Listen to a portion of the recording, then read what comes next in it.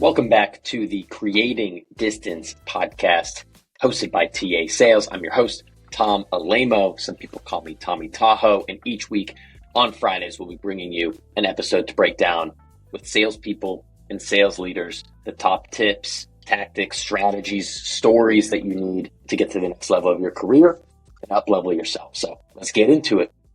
Right now on the show, we've got the founder and CEO of GradientWorks, Hayes Davis, calling from Austin, Texas. Hayes, how are you? Doing great. Thanks for having me, Tom.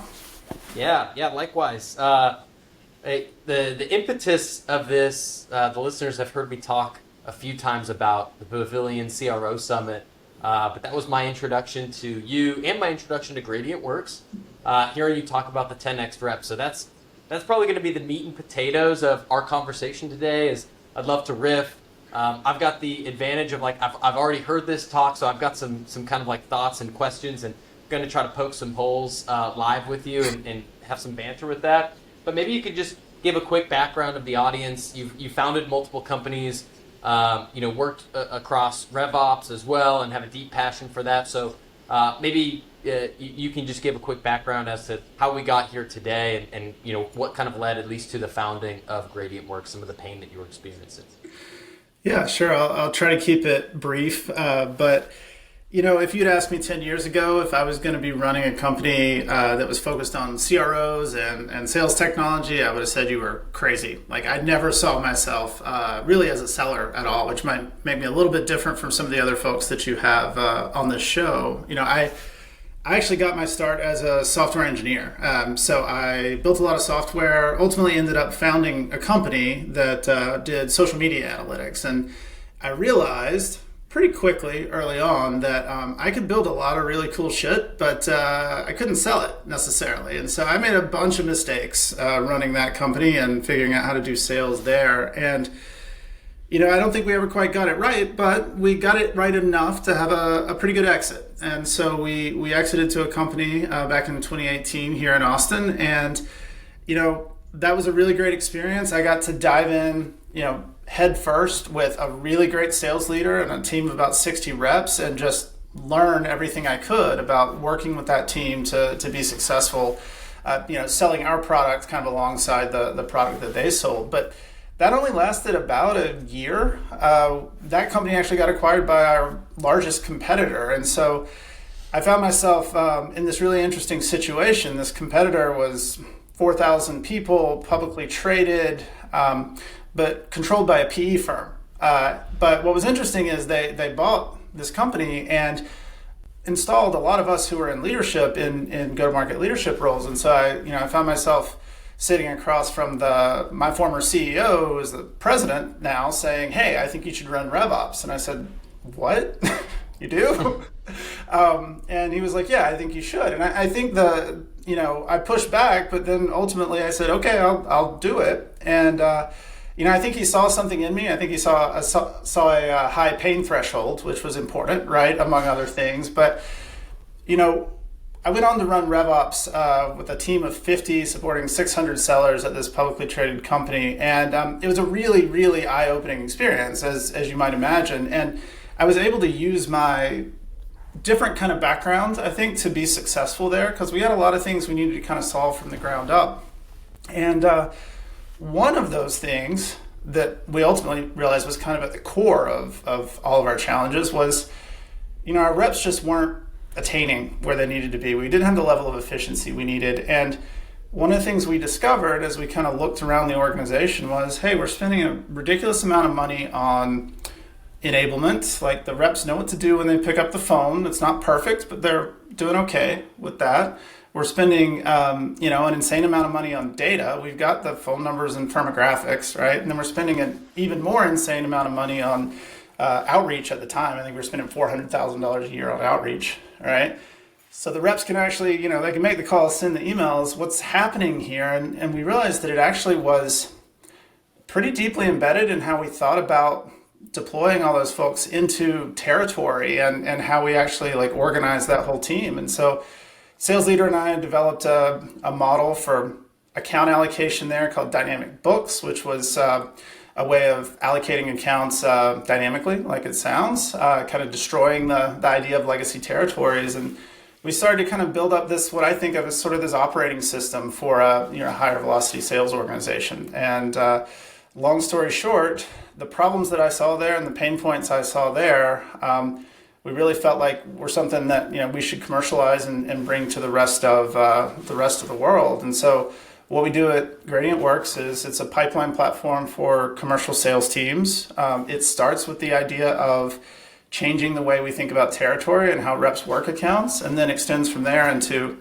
which accounts should we work. So we have AI to help do that. And then finally, how do we make sure we're measuring the results of all of that? So that's what we do at GradientWorks. And, I didn't expect that to be a thing that I was going to be incredibly passionate about, but it absolutely is. And so I love it. And I love working with the sales teams that we get to work with, people like Box and Gusto and folks like that.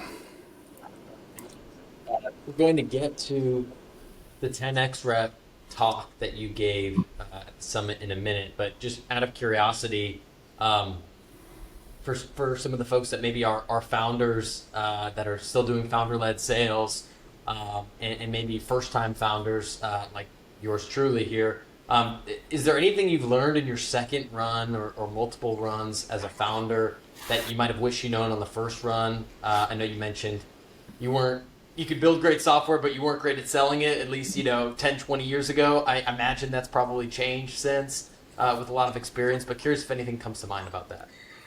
Well, how long do you have? I guess I got all day, Hayes. I got nowhere to be, man. I made so many mistakes, man. I think I think the things that is really important that I really felt like I learned isn't specific to sales, but I think it does relate to sales, and it relates to anybody who's trying to advance in their career.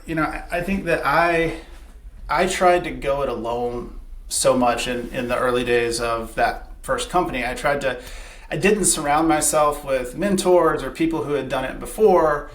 And, I think as a consequence, I beat my head against a wall trying to solve problems that other people had seen, multiple times. That if I had done a better job of building a network around myself and people that I could talk to about the challenges I was seeing, I would have been able to, speed run some of those things. And I think that's, so I think for anybody who's, building a company or thinking about like what are the right things to be doing, getting a group of folks who are in your corner who can offer advice, who've been there and done that, and leaning on them when you don't know the answers, because there's going to be lots of things you don't know the answers to, is just incredibly important. And I think that goes for whether you're starting a company or whether you're starting a sales career or you're trying to get to the next level in sales management, whatever that is. Like being able to have those types of relationships is incredibly important.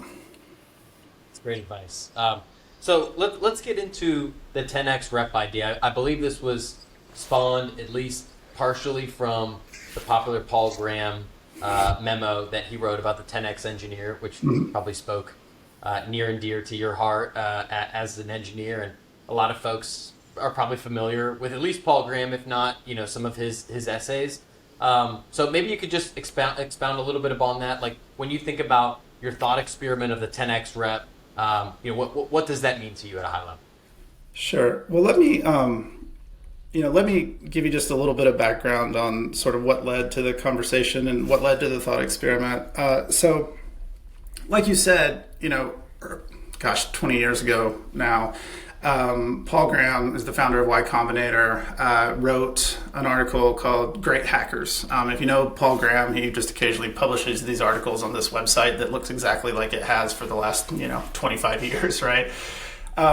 In that article, he talked about the idea that there are some engineers, some developers who are just 10x better than everybody else, right? And it's not that they just are 10x better than maybe their immediate peers. They're 10x better than like anyone else in the world. And so much of that resonated with me as a former software engineer. I was a software engineer at the time. I wanted to build great things. I wanted to be one of those engineers. But over the last 20 years, it's become kind of a mantra in startups in Silicon Valley, right? Like if you're an investor, you want to invest in the people who can get those 10x reps, or invest in one of those 10x reps, right? Because they can just do so much more. But lately with, we've gone this far without saying the word AI, I think, so that's good. But almost 10 minutes. Yeah, I know, it's impressive. But There's a lot of talk, right, about what does AI do for sales, right? I think we all understand that it's changing things dramatically, and there's a lot of claims. You scroll on LinkedIn, like, hey, I built this agent that's going to do X, Y, and Z, or that, suddenly we're going to have one person running $1 billion company, whatever it is, right? We're talking about this like incredible amplification of people's capabilities, and so, my problem with that is not that it's not true or possible. It's that it's without like some real analysis behind it. It's just kind of bullshit that gets you clicks, right? So I think what I really set out to do was say, okay, there's this promise potentially out here of radical improvement in rep performance, akin to the idea of the 10x engineer. What would have to be true for that to be true? And I framed it up very specifically because I think that there's this kind of hand wavy, 10x, right? Everything's going to be 10x better. But I actually framed it up in a very specific way. I said, can you take the classic SaaS sales rep? And what I mean by a classic SaaS sales rep is somebody who's selling a 50K ACV type deal. They've got roughly $1 million quota. They're kind of selling into the mid-market. It's like what you think of as sort of the vanilla SaaS sales rep. Could somebody like that, with some AI augmentation or whatever, carry a $10 million quota and be successful? So that's really how I framed it up. And the rest of the analysis, and I really started this on my newsletter. I have a Substack newsletter called Uncharted Territory.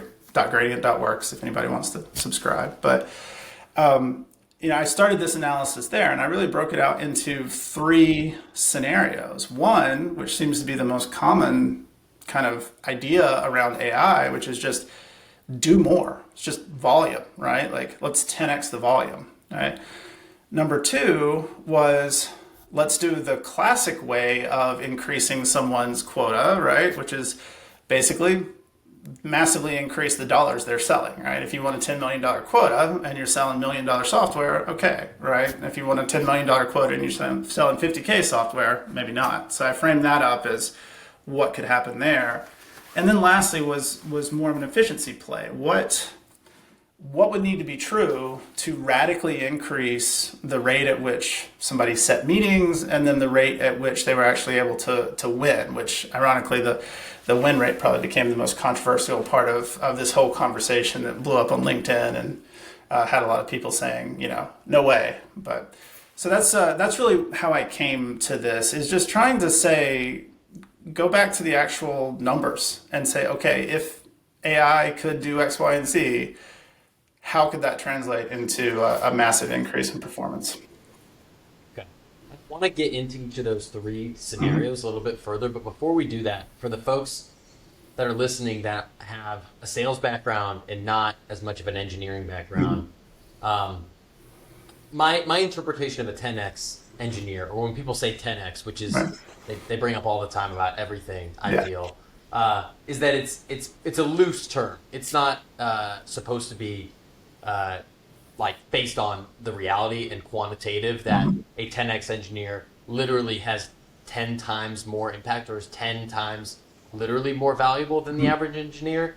But I'm open, like, I want you to kind of like challenge me on that. Like, is that in the engineering world, is that how people view it, or is it literally that this person is actually worth 10 regular engineers that you might find at a tech company? So there is a really old study that this may have loosely been based on back in the NASA going to the moon days in the Apollo program that looked at, and obviously software engineering was very different then, but looked at the relative contributions of the engineers, the ones who were writing what was kind of the equivalent of software back then relative to others, and they did find that objectively some of those folks were producing 10x more, right? The challenge, of course, with any kind of like objective measure with software, and I say of course, but if you haven't written software, maybe a lot of you are vibe coding now, I don't know, but is what is the output, right? Like a sales has a convenient output. It's how much you sell, right? Engineering doesn't have quite so convenient an output because a brilliant engineer might ship a feature with a few lines of code that a bad engineer would ship that same feature with 10,000 lines of code, right? And so it's not just a measure of like how much did you put into the system. And so it is a loose term to some degree, but there is something real to it. And I've seen it in my career as well, that there are certain engineers who can contribute in a way that is just massively more impactful than other folks. And they are few and far between. They do tend to be, as Paul Graham outlined, a little odd sometimes. And they have different motivations and things like that. But I think that what underlies it is a somewhat objective attempt to say that, yes, they are generating 10x the impact. And in fact, I think in some cases that may undersell the impact in early stage software companies, in companies that have ultimately like been really successful. Probably a very small number of the engineering team actually contributed the most impactful components there, and that gets to 10x, 100x type payback when you think about the amount of value that's been created from those things. So, yeah. And I think from my work, as a seller, as a sales leader, working with sales teams every day, I think it's pretty common to see, even if we just quantify it, it's not common to see a 10x if we're looking at like the actual numbers. But I think in an everyday case, like your top performer might be what for the year. Like it's not unheard of that a top performer gets to 200% to goal. They have a killer year. Your bottom performer, or at least the one that doesn't get let go, is maybe half to quota. So like the 3, 4, 5x. I feel like most sales orgs, if you have more than maybe 8 reps, or you have some sort of significant number of sellers, you'll probably see something like that. But to think of like a true quantifiable 10x, to me is like, obviously that any sales leader would give up the right arm to find someone like that. So maybe we'll take it to the next step of your experiment. So you go through these 3 different scenarios, and as an engineer would, like start playing with the numbers and like running through these hypotheses. And how did your thought experiment kind of turn out? Yeah, I was surprised, honestly, because I expected not to be convinced that this was possible in any way. So I went into this whole exercise like, frankly, doing something I thought might be interesting content, and at the end of the day, I'm just going to say like, hey, this is not really gonna work. But as I ran through the numbers, I started to see that there were some things that were outlandish, right?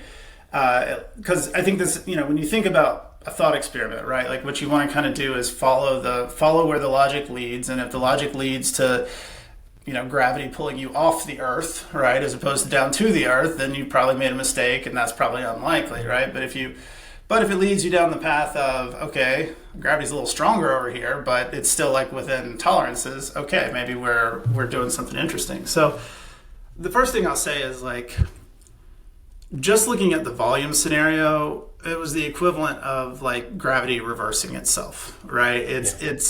We're looking at, there's a bunch of, and maybe you can share a link or something to this, because this does work better with a little bit of a visual. There's a spreadsheet and some math and stuff. Everybody loves that. But long story short, you ended up with some ludicrous stuff. 1,800 activities a day, right? Stuff like that, right? And even if you were able to do that, right? And you could set up a spam cannon to do that.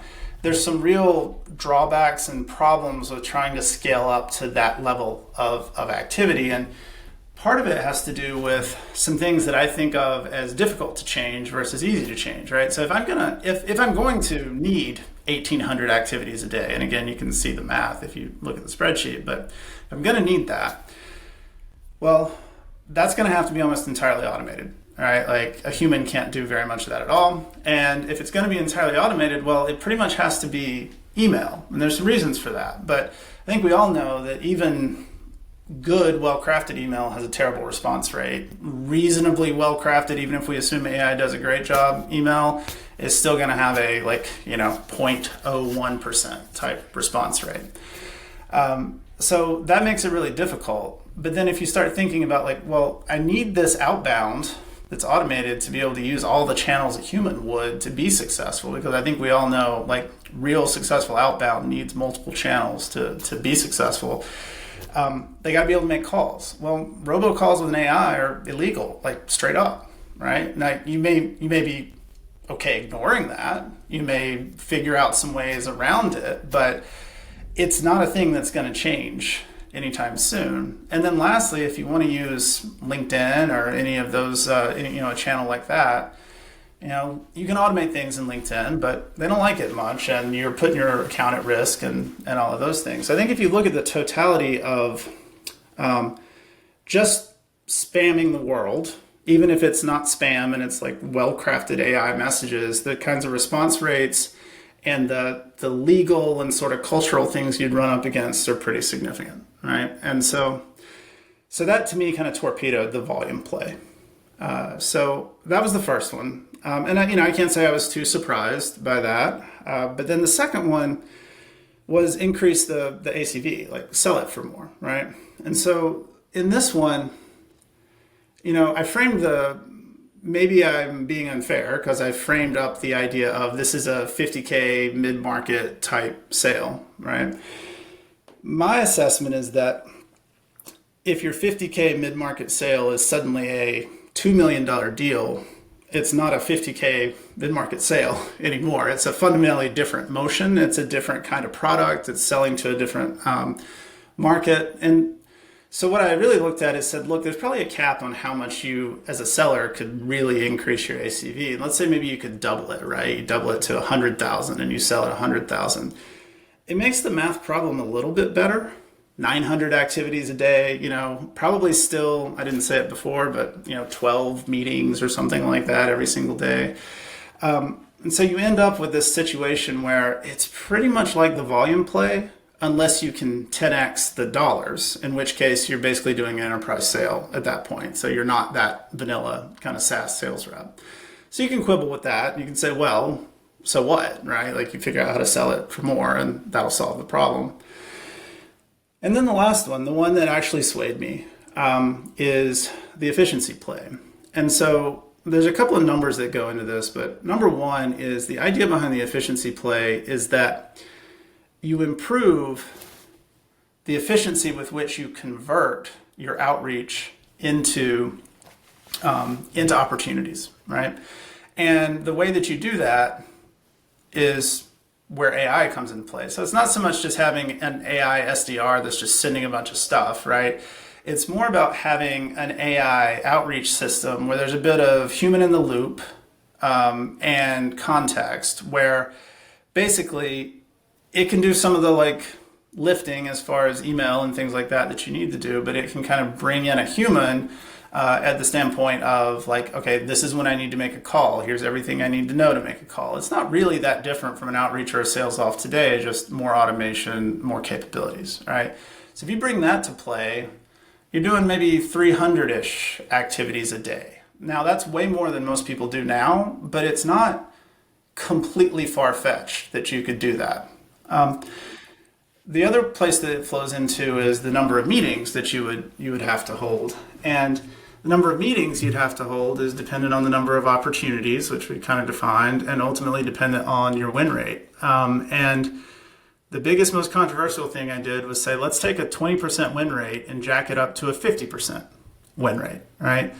And I posted this on LinkedIn a couple months back, and it blew up. I got several 100,000 impressions and 400 and some reactions and a whole bunch of comments, half of which were telling me I was an idiot. And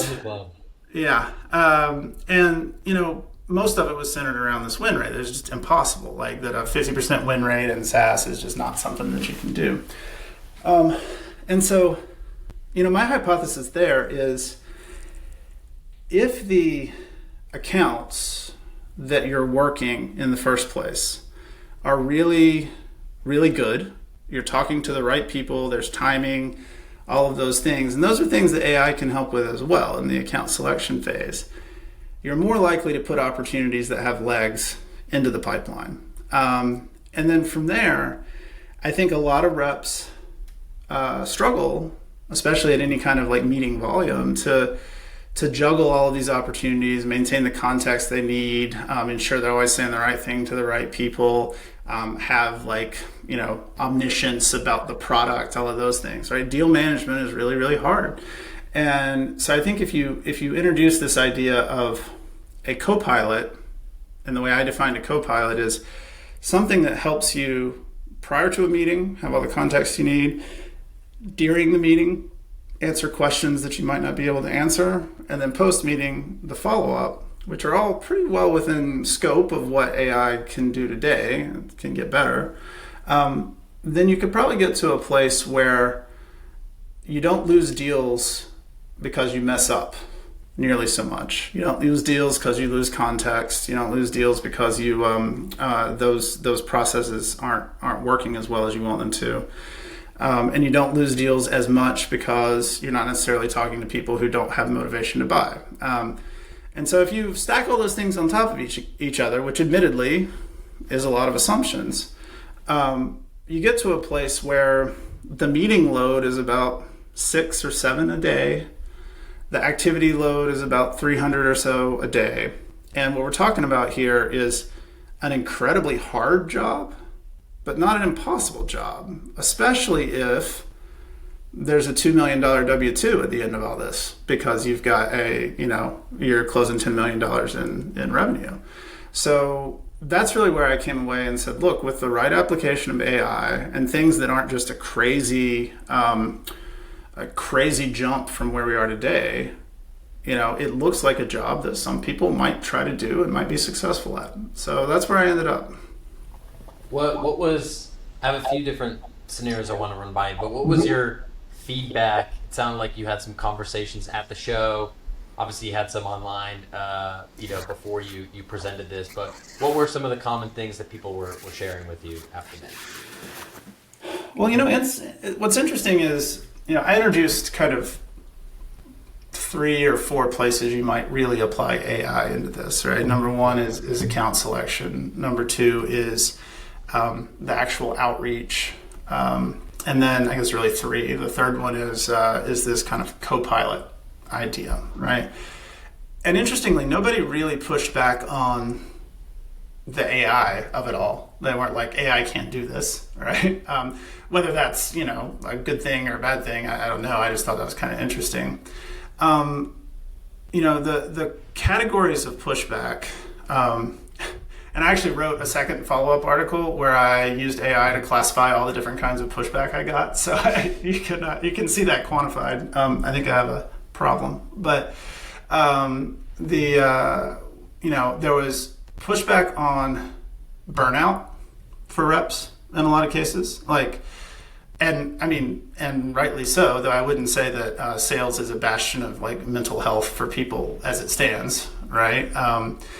So there was that, like reps would just burn out trying to do something like this, and I don't disagree with that, but I also know that some people are built for a certain kind of grind and they'll go do those things. I did get a lot of pushback on the win rate. Like I said, that just basically that was like a force of nature that couldn't be changed. Incidentally, this is something that I found interesting. I have some folks in my network who are older, like pre-SaaS sellers, or people outside of B2B SaaS, actually, not just older folks. And they don't look at a win rate like that as insane, right? They think that's what it should be, that 30, 40, 50% or higher is how often you should win.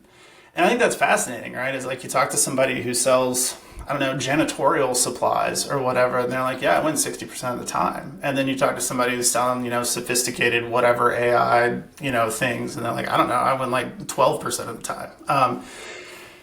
And it does make me wonder a little bit if B2B SaaS has a has a general kind of win rate problem in the sense that for the last 20 some years of SaaS, there's always been another customer around the corner. Like SaaS was a growth industry to be in. And so it was almost, you were almost better off just focusing on building more pipeline and just writing off a particular deal, or not worrying that you didn't win that deal. It was a world of abundance. But if you're selling janitorial supplies, or you were selling pre-SaaS, it didn't look like that. And you had to really figure out how to win. And I think that might be a difference now. And so that split was one of the things that I found most fascinating, was that it wasn't a universal, oh, this win rate is impossible. It was really split between people who grew up in B2B SaaS over the last 20 years and people who didn't, on whether or not that was a thing that might even be controversial in any way. Yeah, I think for me, there's three kind of data points that come to mind as I was, watching your presentation and then kind of noodling on it after. I think the areas that you identify with AI all feel not only very logical, but also I know they're already being worked on. They're already people are practicing and trying to build these things right now, or even have products out. And to me, where you're trying to eliminate is the well-known stat that I think sellers spend 2/3 or 3/4 of their time not selling. So it's like researching accounts and sending follow-ups and going on LinkedIn and all these things. So one, you eliminate all of that. Think about what more you can do. So that's a key area of this. Two areas that I don't think you really referenced, although you just touched on one of them, which is like the person itself, the talent. Like, I don't think you bring in average Joe SaaS rep into this that they're going to thrive. I think you almost need someone that is a borderline founder, because like those types of days that you described, they are a grind, but like I don't think it's probably all that different from what your life looks like as a founder trying to build a company. Maybe the actual schedule looks a little bit different, but I think if you think the reward is good enough and you have the right person, I don't think that's something that people wouldn't sign up for. And then I feel like the piece that wasn't quite talked about, and maybe it gets a little bit with the AI coaching though, is the skill set of someone. And so, you look across a mid-market AE team, of 20 sellers, most of the time, there's a pretty wide swath of actual skill sets. And so to me, I feel like part of the equation of the 10X is, how do we make someone way more efficient? How do we use technology to maybe get us better fit accounts so that we're not working bad ICPs or low-level titles, or take away some of the admin work? But then how do we, what's the process of actually upskilling so that person can keep getting better and better? Because I don't know exactly about the 10X engineer, but to me that's someone that is so good at their craft that's what's helping them write better code, not just some sort of technology to help them do that. How does that land with you? So going back to the very first thing that you pointed out, and then I'll come back to the people, because I don't want to ignore the skills and the humans who are doing this, but there is that often, and you can pick whatever stats that you want, but I think we all know that sellers spend a lot of time not selling, right? But one of the things that I don't see enough about is sellers spend a lot of time selling in the wrong places, to the wrong people, to the wrong accounts. They're barking up the wrong trees in many cases, right? So think about, every time you talk to the right persona at not quite the ICP fit, right? Or you talk to somebody who's an ICP fit, they're not the right persona, or they're the ICP fit, but they're not in market right now. All of those kinds of things, right? And so much of sales and so many of the no's, right, come from that. Like, the deal dies before it ever even gets started, right? And so I think that an underappreciated lever here is not just removing the time spent not on the phone, or the time spent not in a meeting, but it's the time spent having the wrong meeting with the wrong person, the time spent sending a great email to the wrong company, those kinds of things. And so I think that's a hugely underappreciated lever. And that's why I'm excited about some of the things we do at GradientWorks. I'm excited about Clay. I'm excited about the AI capabilities that move some of the burden of that selection, account selection, prioritization off of the rep. But they're still reps. They're still humans. And some humans are better at their craft than others. And I think, your question and the fact that I didn't address it kind of reflects my own personal bias in that most of my career where I've been really, working in sales has been in a more high velocity kind of commercial motion, like large sales teams, where by necessity it was kind of plug and play, right? The system mattered ultimately a lot more than any single individual, which isn't, fair necessarily or whatever, but it's just kind of the way it has been. And so I try to be a systems thinker. And so I think about how the system works with the skill set of people and that kind of like symbiotic relationship. Like I'm a big basketball fan. I love the Warriors. I love Steph Curry, right? Some people talk about, they don't do it as much, but they used to talk about Steph Curry being like a system player, like he needs to be in a certain system. But it'd be ludicrous to have a Steph Curry and not build a system that was designed to use his skills to the maximum, right?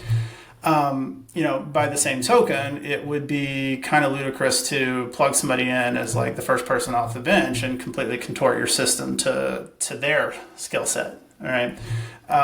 And so I think there's an element of, for the reps, and I mean, let's be honest here, if I'm talking about a 10x rep and I'm taking it to its logical conclusion, if this is real, if this is where the world goes, that 100-person sales team becomes a 10-person sales team, right? And that's not good news, maybe, for folks who are listening to this podcast.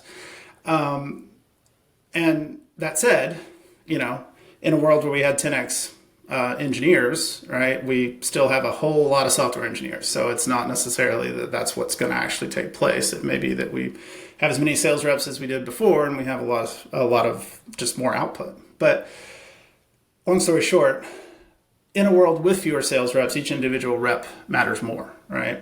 And so the skill set of that rep becomes something that you need to invest in more. And frankly, the cost of an individual rep leaving becomes much higher. So the leverage, at least for a time, the leverage in a world of 10x sales reps shifts from the company to the rep more so, right?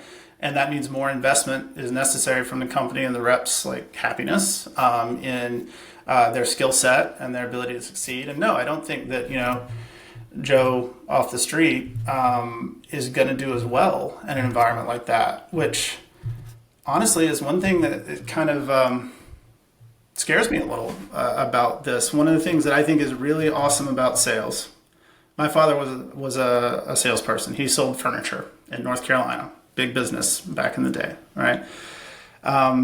He did go to college, but like most of the people he worked with didn't. Right? People from all walks of life. And I saw that in the large sales teams I've been a part of.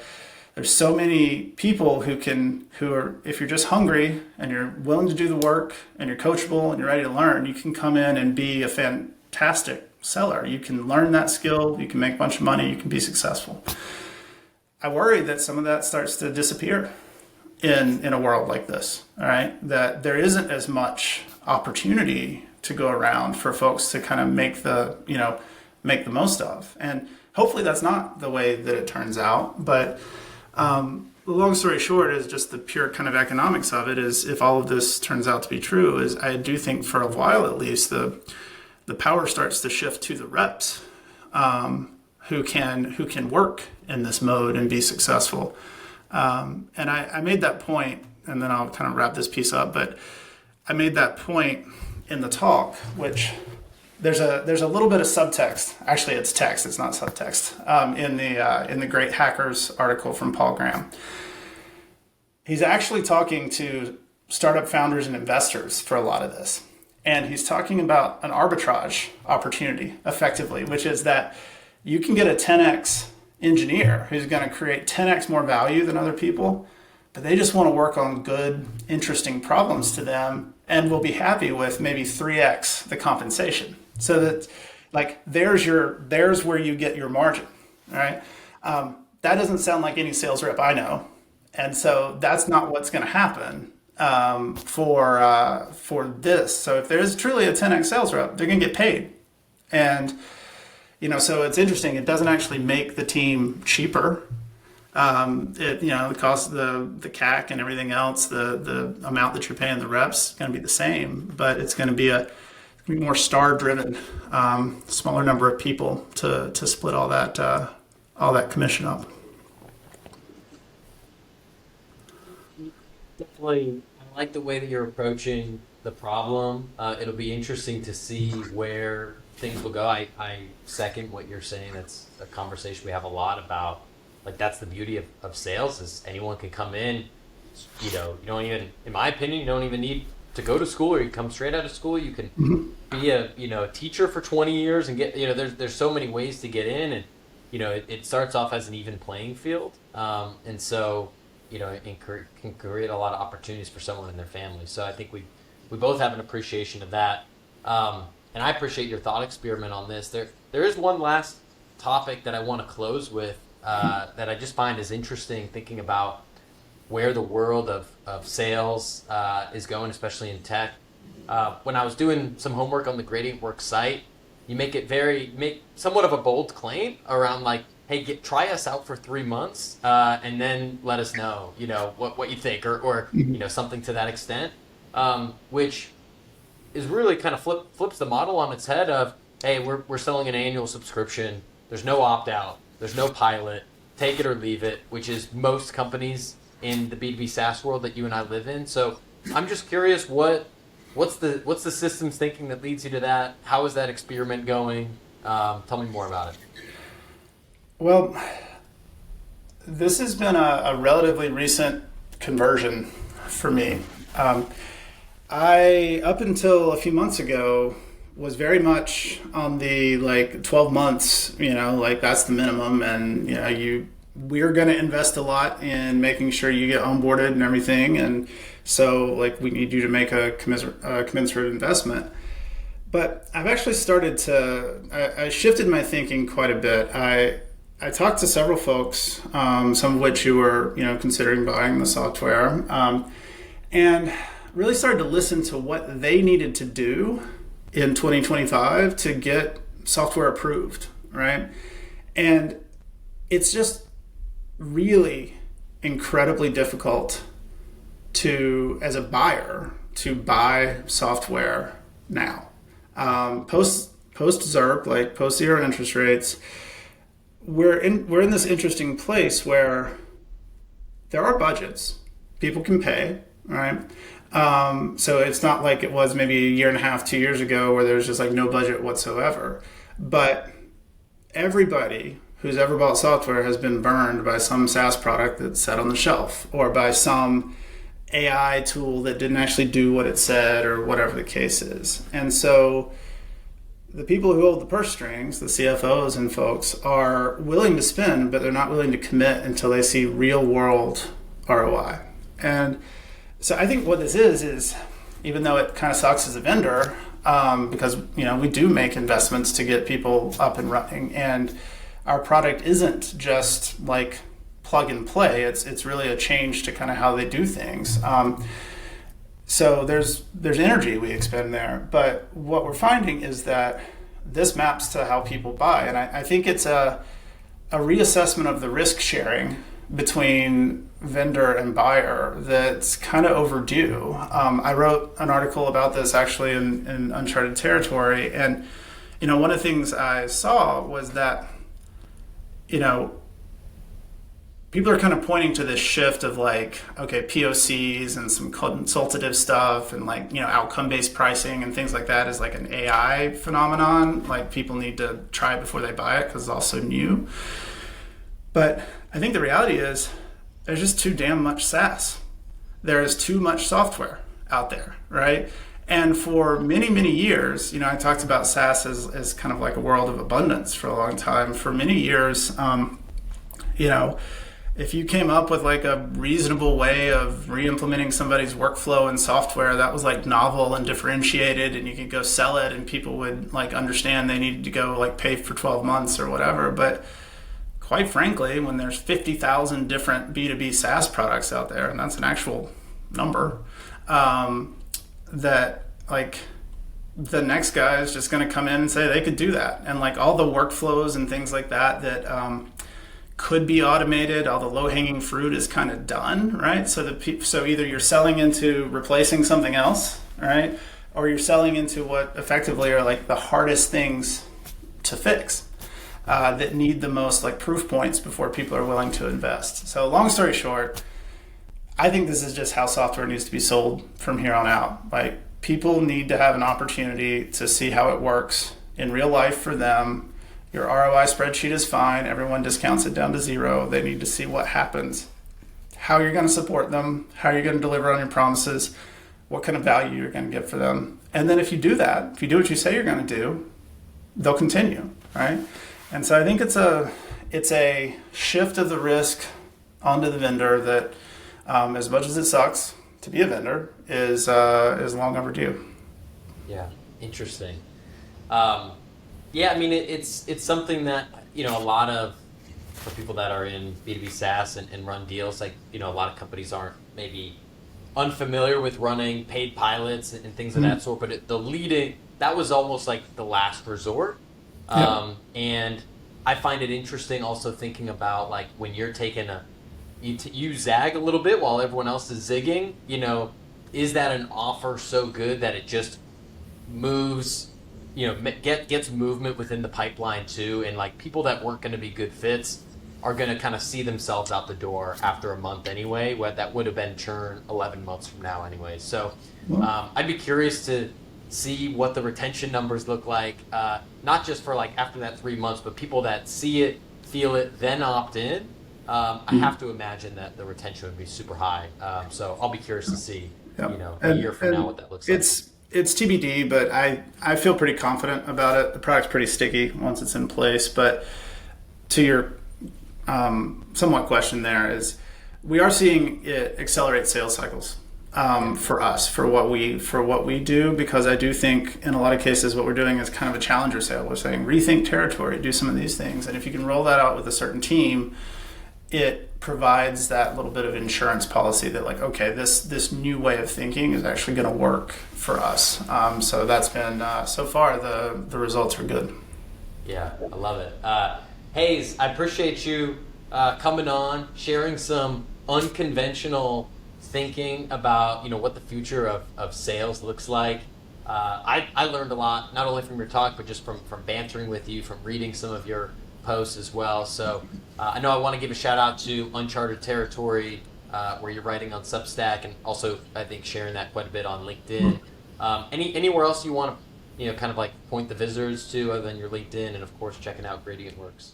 Yeah, I mean, I think find me on LinkedIn. I do write once a week newsletter at unchartedterritory.gradient.works. So I'd love to have folks subscribe and read that. And yeah, definitely check out GradientWorks. If you're working at a place where you're unhappy with your territories and you're unhappy with the accounts that you're working and those kinds of things, it might be something for your sales leaders to check out. So. Awesome. Thanks so much for coming on, Hayes. All right. Thanks, Tom. Thanks for checking out that episode.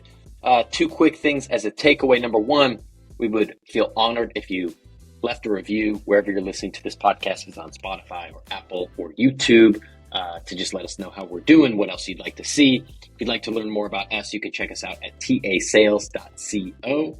Love to hear from you there. Much love. Have a great week.